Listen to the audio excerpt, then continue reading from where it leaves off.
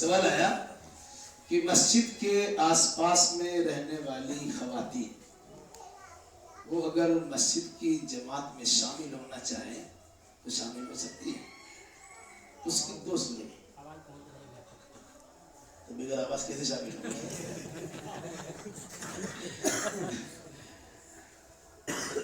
اس لحاظ سے پہلی بات یہ ہے کہ مسجد کے ذمہ داران اس کا خاص خیال رکھے کہ مسجد میں اگر عورتیں آنا چاہتی ہیں تو اس کے لیے باضابطہ عورتوں کے لیے مسجد میں نماز گاہ اور مصلی کا انتظام کرے.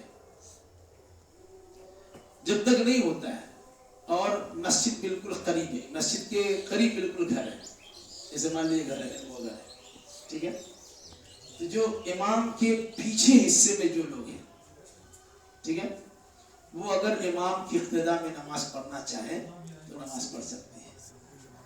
مسجد کے جو آگے حصہ کے لوگ ہیں وہ امام کی اقتداء میں نماز نہیں پڑھ سکتے. ٹھیک ہے جی.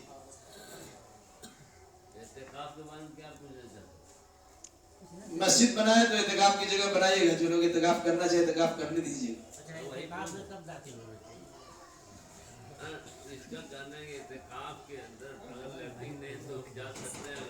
اعتکاف کے لیے اگر لیٹرین نہیں تو اگل بغل بھی جا سکتے ہیں، لیکن وہاں جا کر کے زیادہ ٹائم نہیں لگائیں گے، ضرورت کے مطابق جائیے واپس سے جائیے. اگر آپ کا گھر قریب یا دور ہے، آپ کو اعتکاف کے وقت میں کوئی کھانا لا کے دینے والا نہیں ہے تو اپنا گھر جا کے کھانا لائیے اور مسجد میں آ کے کھائیے، یہ بھی کر سکتے ہیں. ہاں، ایسے لوگ اگر اعتکاف کریں تو مسجد کمیٹی کی ذمہ داری ہوتی ہے اس کے لیے انتظام کرے کھانے پینے کی، دن ختم ہو. اگر گھر سے کا تو اچھی بات ہے، نہیں تو مسجد کمیٹی بھی انتظام کر سکتی ہے. رہا معاملہ کہ ابھی سر دست مسجد میں باتھ روم کا انتظام نہیں ہے تو آپ بغل کے کسی گھر میں جا سکتے ہیں جہاں رکنا زیادہ نہیں ہے، اپنے ضرورت کے مطابق کیا، وہاں بات چیت کرنے کے بجائے سیدھا سیدھی چلے آئیے.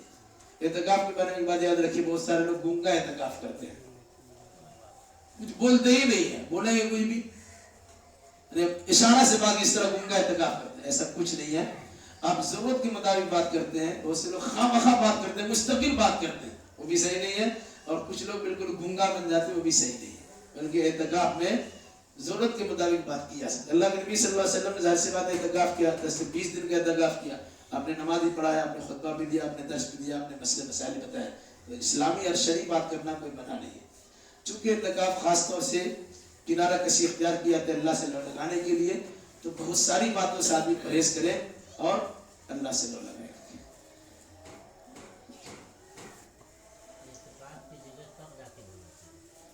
اعتکاف کی جگہ داخل ہونی چاہیے 20 تاریخ کو مغرب سے پہلے، اور اعتکاف کی جو اصلی جگہ ہے اس میں فجر کے بعد داخل ہو جائے. رات بھر 21 تو 20 تاریخ گزرنے کے بعد 21 ہوتا ہے نا جی. 20 تاریخ کو مغرب کے بعد میں نے کہا، آپ صرف اعتراض کرنا جانتے ہیں کہ سننا سمجھنا بھی جانتے ہیں. 20 تاریخ آپ کی گزر گئی، اعتکاف آپ کی 21 سے شروع ہوتی ہے. 21 کی 10 رات جو ہوتی ہے نا، وہ جو اخیر والی راتیں ہیں، 20 کی تاریخ ختم ہوئی. اب 21 کو 20 تاریخ کے عصر میں سے مغرب تک مسجد میں داخل ہو جائیے، تاکہ آپ جو اعتکاف کریں گے 21 تاریخ کے شام سے، 21 تاریخ فجر شروع نہیں ہوتی ہے، اسلامی تاریخ مغرب میں شروع ہو جاتی ہے. یہی وجہ ہے کہ کل روزہ رکھیں گے، آج آپ سحری کھاتے ہیں، آج آپ تراویح پڑھتے ہیں، کیوں؟ کہ اب شام سے داخل ہو گئے رمضان میں. سوال ہے مولانا صاحب، شیخ صاحب سوال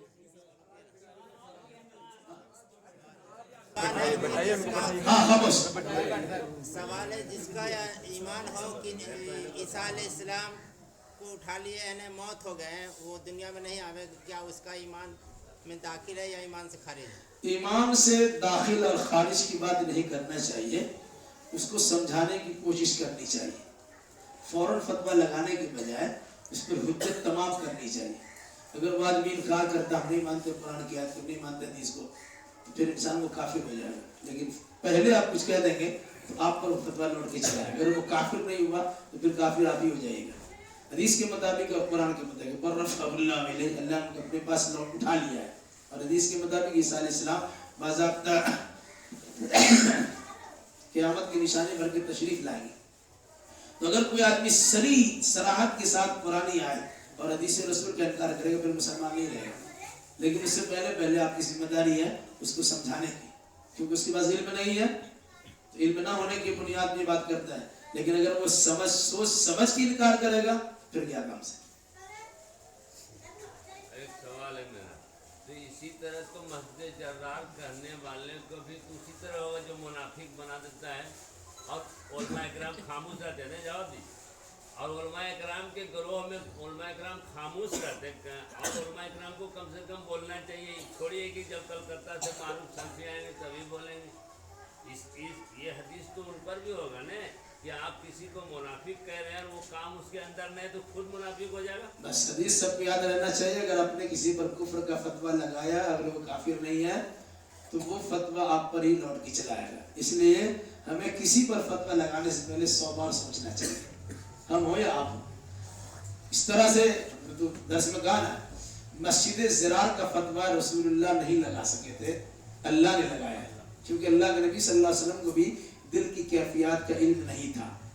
دل کی کیفیت کا علم ہمارے پاس نہیں ہے، فتویٰ ہم کیسے لگا سکتے ہیں؟ ایسے جو لگاتے ہیں نہ سمجھی میں لگاتے ہیں یا آپس کے رنجش میں لگاتے ہیں. اس رنجش کو دور کیا جائے انشاءاللہ ٹھیک ہو جائے. ایک سوال ہے بھائی، ایک حدیث سنے تھے ایک مسلمان سائلنٹ کرنا مانو. بہت بچتا ہے. ایک حدیث سنے تھے ایک مسلمان سے زنا بھی کر سکتا ہے، ایک مسلمان سے شراب بھی پی سکتا ہے، لیکن ایک مسلمان جھوٹ نہیں بول سکتا ہے. کیا یہ صحیح ہے؟ صحیح ہے، صحیح ہے. جھوٹ ایک خطرناک چیز ہے. مطلب کسی نے کہا یا رسول اللہ ہم فلاں فلاں سب کام کرتے ہیں، ٹھیک ہے تو ہماری نصیحت کیجیے. وہ چوری بھی کرتا تھا، شراب بھی پیتا تھا، بدکاری بھی کرتا تھا. آپ نے فرمایا حل تو عاہدنی علی ترک الکذب، کیا تم جھوٹ کے چھوڑنے پر مجھ سے وعدہ کرتے ہو؟ سمجھا کہ جھوٹ سے تو آسان ہے، چھوڑ دیں گے. شراب کی لت خراب ہے، بدکاری کی لت خراب ہے وغیرہ وغیرہ، لیکن یہ تو بہت آسان ہے، چھوڑ دیں گے.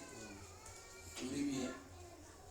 شام کا وقت ہوا اب اس کے پینے کا من کر رہا ہے، اگر پی لیا اور اللہ کے نبی نے پوچھا تم نے پیا تھا؟ بولے نہیں، پھر وعدہ کے خلاف ہو جائے گا. اور اگر پیا تھا تو پورا لگ جائے گا. اس طرح تینوں عمل ان کا چھوٹ گیا. تو جھوٹ چھوڑنا بہت مشکل ہے. جو آدمی جھوٹ چھوڑ دیتا ہے وہ سارا مسئلہ کر لیتا ہے. وہ حدیث صحیح ہے کہ مومن جھوٹا نہیں ہوتا ہے، اس میں کوئی شک نہیں ہے. سچا ہی مومن ہوتا ہے. لیکن ہم دوسروں پر یہ حکم تو لگا دیتے ہیں کہ مومن جھوٹا نہیں ہو سکتا اور ہم بھی جھوٹ بولتے ہیں. تم ہو یا ہم ہو، کوئی بھی ہو، کوئی ایسا انسان نہیں ہے جو جھوٹ نہیں بولتا، نہیں کہہ سکتا ہے. لیکن غلط غلط ہے، صحیح صحیح. ہمیں جھوٹ سے اجتناب اور پرہیز کرنا چاہیے. ایک سوال میرا یہ ہے کہ ایک چور کو ہاتھ کاٹنے کا جو اسلام میں جو حکم ہے تو کون ہیرا چور یا ہیرا چور؟ ہیرا اور ہیرا چور نہیں ہے، اس کے لیے کچھ حد متعین ہے. ایسا مال جس کو آپ نے حفاظت میں رکھا ہے اور وہاں سے چوری کیا ہے تب اس پر زکات، اس پر حد جاری ہوگا، اس کا ہاتھ کاٹا جائے گا. پھر آپ نہیں کاٹ سکتے ہیں، یہ مقدمہ عدالت شریعہ میں پہنچے گا. شرعی عدالت اس کی دیکھ ریکھ کرے گی، پھر اس کے سلسلے میں فیصلہ نافذ کرے گی اس کا ہاتھ کاٹا جائے گا کہ نہیں کاٹا جائے گا. ورنہ کوئی کسی کا ہاتھ کاٹ دے گا ورنہ چوری کیا تھا. ٹھیک ہے. تو اس مناظر سے آپ کھیت سے چوری کر لیا تو وہ غیر محرز ہے، یعنی وہ مال ایسا نہیں جس کی آپ نے حفاظت کی ہے. کوئی بھی چوری کر لیا وہ ہلکا پھلکا چوری ہے. لیکن جس چیز کو آپ نے تالا بند کیا، گھر میں رکھا، حفاظت سے رکھا ہے، وہاں آپ کی نظر کو دھوکہ دیتے ہوئے اس نے کام کیا ہے، اس پر چوری کی سزا نافذ ہوتی ہے. وہ ادنا چوری ہی اگر کیا ہے نہ ادنا چوری پر ایک تو پیسہ نہیں ہوتا ہے، اس کی کوئی مقدار بتائی ہے نا جس پر یہ کہا جا سکتا ہے کہ اس حکم پر چوری کی سزا لگ سکتی ہے. 2-4 روپے کی چوری کی سزا نہیں، اس کی ہاتھ کی کتنی قیمت ہو سکتی ہے اندازہ لگا لیجیے. شیخ میرا سوال ہے، اگر لوگوں کے سامنے مثال دیتا ہوں کہ میرے بارے میں کوئی جھوٹ بولا ہے तो क्या मुझे सब्र कर लेना चाहिए या तो फिर मैं लोगों में जाके कहूँ कि ये झूठा है, मैं ये ऐसा नहीं है मुझे? आपको लोगों में जाने के बजाय उस आदमी के पास जाना चाहिए जिसने आपके खिलाफ झूठी बात फैलाई है, उनसे मसला हल कीजिए। तो हो सकता है कि कुछ लोग आपको झूठ बोल दिया हो कि आपके बारे में ऐसा ऐसा बोला, आपने बोला, आपके बारे में बोला भी नहीं गया और इस तरह से चर्चा करा दिया, लोगों के दरमियान इस किस्म की बातें फैला दी। तो तहकीक करनी चाहिए, जिसके बारे में आपको कहा गया उसने आपके बारे में ऐसा कहा है, आप जाके अपने ऐसा कहा है, अगर कहा है तो साबित कीजिए, अगर नहीं कहा तो माफी मांगिए।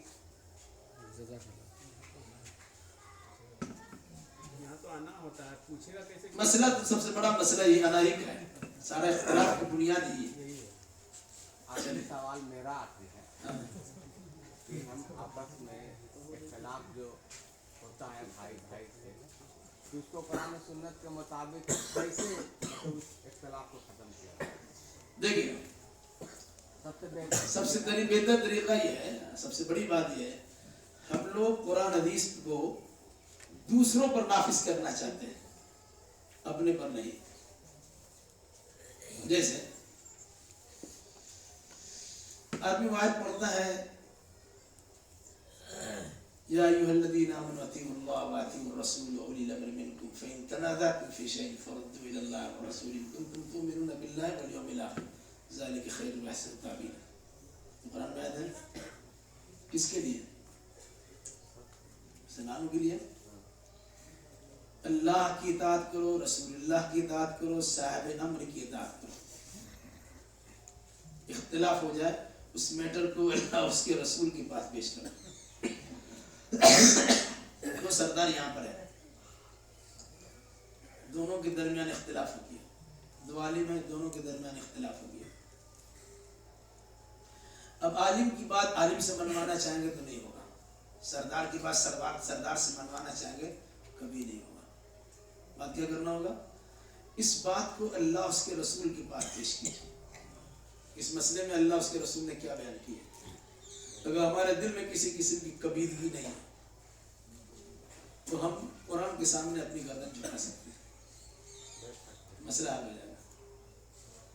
आज मस्जिदों में या कुरान हदीस से फैसला क्यों नहीं कराया जाता? हम छोटा मोटा मसला लेके पहुंचते हैं अदालत में, शरी अदालत में, कुफार और मुशरिकीन की खिदमत में, सोचते हैं वहाँ जोर से हमारा फैसला हो जाएगा। मोमिन का दिल तो मस्जिद में जुड़ा होना चाहिए, कुरान हदीस जुड़ना चाहिए कि कुरान ने क्या कहा, हदीस ने क्या कहा, मसला हल हो जाएगा। मानना चाहेंगे तो हम इस आयत को पढ़ते हैं, उसे मसलब के इख्तिलाफ की बुनियाद पे कहते हैं, रफ़ैदैन ये है तो अमीर बिल जहर ये है, तो कुरान में ये कहा कि सूरह फातिहा पढ़ने की, सारा मसले की बुनियाद यही है। आपस के इख्तिलाफ दूर करने के लिए कुरान हदीस नहीं है। तो हमें अपनी अंदर की इस नहबत को दूर करके आपस के ताल्लुकात को सुधारने की कोशिश करनी चाहिए। कोई ज़रूरी नहीं है एक तरफ से अगर हमें इग्नोर किया गया तो हम भी उससे नफरत करना शुरू कर दें। कुछ ऐसे लोग निकले जो दोनों के दरमियान मोहब्बत पैदा करने की कोशिश करें। कुरान कहता है अगर इस्लाह करना चाहेंगे तो अल्लाह इस्लाह कर देगा। और किसी का कुछ सवाल है? एक सवाल किस बात का? एक सवाल ये हो रहा है कि मस्जिद में अभी तक के इमाम का सिलेक्शन नहीं हुआ, तो हमारा इमाम को किस नौइयत से सिलेक्शन करना है? दूसरा चीज़ क्या है, क्या इमाम की कुछ बैकग्राउंड भी देखा जा सकता है? देखना चाहिए, इमाम का बैकग्राउंड भी देखना चाहिए। अगर तौबा इस्तिगफार करके सही रास्ते पर आ चुके हैं और उसके मनहज सही हो चुका है तो रखने में कोई दिक्कत और परेशानी नहीं है। उसके अंदर कुछ झूठ पाई जाती हो या बेईमानी? झूठ से कोई पाप इसके दौर में है? जब इस किस्म की बात हमारी ज़बान से निकले तो हमें सोचना चाहिए कि हम इस तरह उंगली करते हैं उसकी इशारा, तो 3 इशारा आपकी तरफ है, एक किसी और तरफ जाता है। 3 आदमी हमें को बुरा कहता है, हम एक आदमी उसको बुरा कहते हैं। तो हमें इस सब चीज़ को देखना चाहिए कि कोई इंसान आज लोग क्या है, उसको कहते हैं कि लोग इमाम तलाश करते हैं कि जिब्रील से बेहतर इमाम होना चाहिए और मुख्तदी इब्लीस से बदतर हुआ करते हैं। तो लोगों को बहुत खराब लगता है। इमाम हमारा जिब्रील से बेहतर होना चाहिए और मुख्तदी हमारा इब्लीस से बदतर है, कैसे होगा? हमें दोनों तरफ देखना चाहिए, हम भी सही करें, उनको भी सही रखने की कोशिश करें। शेख, मेरा एक सवाल है, अमीर पढ़ा लिखा होना ही जरूरी है या फिर कैसा अमीर होना चाहिए समाज का? सारे सवाल सब जगह नहीं करना चाहिए। पूछ लेते हैं इसलिए सवाल वहाँ भी होती है। तब जिसको लोगों ने अमीर बना दिया वो अमीर है, पढ़ा लिखा हो या गैर पढ़ा लिखा, उस पर बहस नहीं होनी चाहिए। हाँ, जिसके अंदर एबिलिटी है, काबिलियत और सलाहियत है, उसे किसी मसले में अमीर बना दिया गया तो उसी मसले का अमीर है। अब कहिएगा अमीर से हमारी नमाज पढ़ाएंगे तो नमाज पढ़ा सकेंगे, एक अलग मसला है। तो जिस चीज में आपने रखा है उसको उसी चीज में रखिए। पढ़ा लिखा सख्त नहीं है, सलाहियतमंद होना चाहिए। सामाजिक। अब सेशन खत्म। किया जाए। हाँ।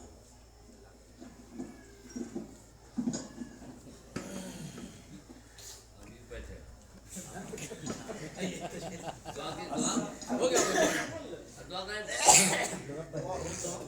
हो गया हो गया। अस्सलाम वालेकुम रहमतुल्लाह। शायद अपने इलाके मधुबनी में एक बहुत अजीमुशान मदरसे को बनवा रहे हैं और हम लोग देखे हैं वीडियो और ये सब देखे हैं। माशाल्लाह बहुत खूबसूरत है, काफ़ी खर्च है और जहाँ तक हमें पता चला उसमें कर्ज भी है। तो हम लोग इसमें कुछ अगर इमदाद करें तो बेहतर होगा। जिन्हीं के पास कैश है तो दे सकते हैं, नहीं तो लिखा भी सकते हैं और अगर हमें दे दीजिएगा बाद में भी तो इंशाल्लाह ऑनलाइन पेमेंट कर दिया जाएगा। तो आप लोगों से खास करके मेरा गुजारिश है कि इसके लिए आप लोग आगे बढ़िए, कुछ ना कुछ